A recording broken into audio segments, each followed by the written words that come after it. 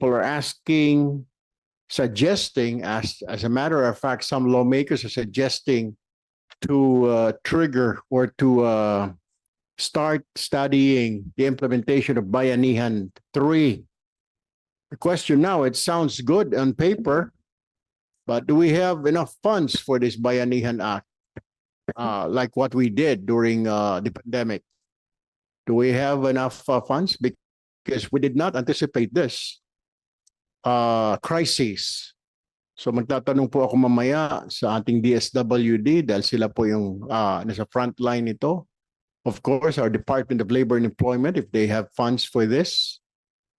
What if this crisis will last for another month or two? Can we sustain it? I mean, all this ayuda.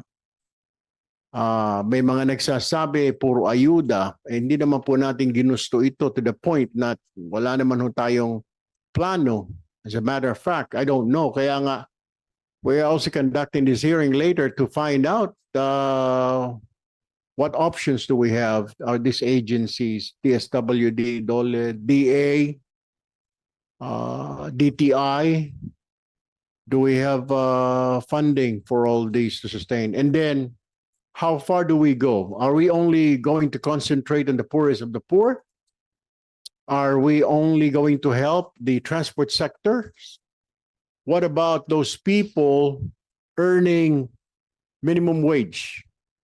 Yung mga nagtatrabaho po sa mga tindahan, grocery, mga clerk, janitor, janitress, security guards.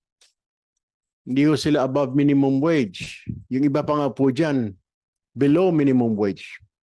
Can we take care of these people? They also need help. Hindi lang po ang transport sector, hindi lang po ang farmers, hindi lang po ang fisher folks. Hindi lang po yung poorest of the poor, yung mga members ng 4Ps, but also these people. Let us not forget. Ito na naman po tayo. I mean, I've been reading the newspapers. We're so focused. Tama naman po, tulungan natin, mahirap. But what about the backbone of our labor force? The people in the supermarkets, the baggers, the cashiers, the janitors, janitress, security guards. Will they also get financial assistance from the government? Kaya ito po yung pag-uusapan natin. We'll be asking the various agencies kung, kasi I keep on reading, we're so focused in several sectors, but what about this sector?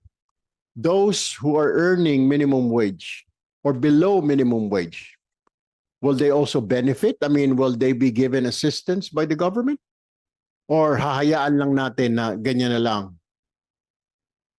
So when we talk of ayuda, ladies and gentlemen, we also have to look at everybody. Hindi lang po yung poorest of the poor sa pinakaibaba, transport sector, farmers, fishermen. What about po yung mga nasa middle class? Let us not forget these people. Yan po naging problema natin nung pandemic. Hindi po agad naasikaso sila. Kaya umalma po yung mga ito na, wait, nagtatrabaho kami. Wait, yung pinambibigay nyo na ayuda galing sa buwis po namin, taxes. So let's not forget this, ladies and gentlemen. Siguro yung approach po natin dito, just like po ng pandemic, kasi apektado po lahat. Hindi kakayanin yung kinikita, yung mga pensyon ng mga seniors, mga PWDs. Let's start talking about this and let's plan. What do we do? Kung itong giyera na ito tumagal po hanggang Mayo, hanggang Hunyo, can we sustain this assistance to our kababayans?